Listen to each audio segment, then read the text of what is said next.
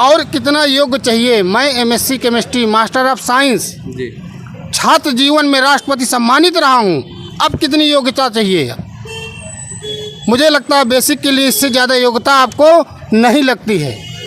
और आज अगर एक राष्ट्रपति सम्मानित बच्चा लिस्ट में आने के बाद भी अपनी नौकरी के लिए एक सड़क बैठा है तो ये भारत का कहीं से ना कहीं से दुर्भाग्य है। नमस्कार, न्यूज़ इंडिया 85 पे मैं हूं निगम जी और मैं हूं उस समय लखनऊ में। उत्तर प्रदेश की ये राजधानी है लखनऊ और यहाँ जो है 556 दिन से यहाँ पे नौजवान जो है धरने पे बैठे हुए हैं। इस ठंड में, इस कड़कड़ाती ठंड में आप देख सकते हैं कि इनकी मांगे क्या हैं। मैं बात करने जा रहा हूँ सर से।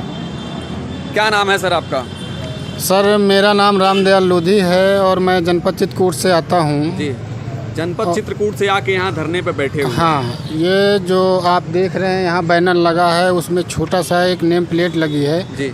धरने का 556 धरने का 556वां दिन। ये सर 556वें दिन पे हूँ। हाँ, ये सर लिस्ट आने के बाद जब मुख्यमंत्री जी दोबारा इस प्रदेश के मुखिया बने थे, उसके जस्ट दूसरे दिन यानी 26 मार्च से हम लोग यहाँ धरने में बैठ गए। इसके पहले हम लोगों ने लगभग 1.5 साल यहाँ संघर्ष किया था लखनऊ पर। और मुख्यमंत्री जी कॉन्फ्रेंस करते हैं और बोलते हैं कि हमें योग्य शिक्षक नहीं मिलते। अगर हम योग्य शिक्षक नहीं हैं आपकी नज़र में तो आपने लिस्ट क्यों निकाली? हम योग्य थे तभी तो आपने लिस्ट निकाली जी। और कितना योग्य चाहिए। मैं MSc chemistry master of science जी। छात्र जीवन में राष्ट्रपति सम्मानित रहा हूँ, अब कितनी योग्यता चाहिए। मुझे लगता है बेसिक के लिए इससे ज़्यादा योग्यता आपको नहीं लगती है।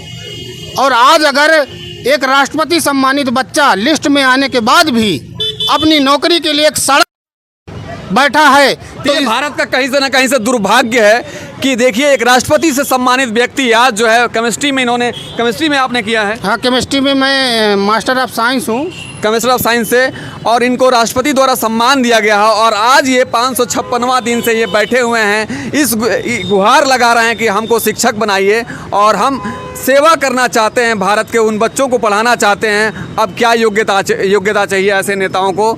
मैं फिर बताइए। यही है तो मैं इस दुर्भाग्य समझता हूँ अपने प्रदेश की, जिस प्रदेश में हम रह रहे हैं जी। कि हम जैसे ही आपसे मिलने जाते हैं, आपने लिस्ट निकलवाई, सारे अधिकारियों को डांटा फड़ताला, हमसे मिले, लिस्ट निकलवा दी 5 जनवरी 2022 को। ऐसी क्या विडम्बना हो गई, ऐसा क्या हो गया कि आप हम लोगों की नियुक्ति नहीं करना चाहते? क्या हम वाकई में दलित पिछड़े हैं? मैं तो नहीं मानता था। आज मैं मानता था कि हिंदू हूँ मैं, लेकिन मैं आज अपने आप को हिंदू नहीं मानता। मैं सिर्फ पिछड़ा हूँ, पिछड़ा दलित अल्पसंख्यक, सिर्फ मेरी कैटेगरी ये है। अधिकारियों के पास जाते हैं तो मुझे शर्म के बाद कहना पड़ता है कि अधिकारी लोग जाति पूछते हैं, वहाँ पर पूछते हैं जब मिलने जाते हैं। इससे प्रदेश का दुर्भाग्य कहीं नहीं हो सकता, किसी प्रदेश में नहीं हो सकता। आखिर हम लोग कहाँ जाएं? जिस विभाग को नौकरी देना है उस विभाग में न जाएं, जिस प्रदेश के मुखिया से हमें नौकरी लेना उस मुखिया से नहीं मिल पा रहे हैं, तो अब कहाँ जाएं, किसके दरवाजे जाएं? कोई भी देख रहे हैं पोस्टर में, इस पोस्टर में बहुत सारे हैं। ये जो सबसे किनारे हैं संदीप लोधी, ये मेरे समाज से आते हैं जी। केशव प्रसाद मौर्य जी बोलते हैं, जब हम लोग इनके दरवाजे जाते हैं बोलते हैं आप दूसरे पार्टी से भेजे गए एजेंट हो जी। मैं कहता हूं मैं लोधी समाज का एजेंट हूं? क्या सबसे लोधी समाज भाजपा से सबसे ज़्यादा नहीं जुड़ा है? क्या उसके विधायक नहीं, मंत्री नहीं है?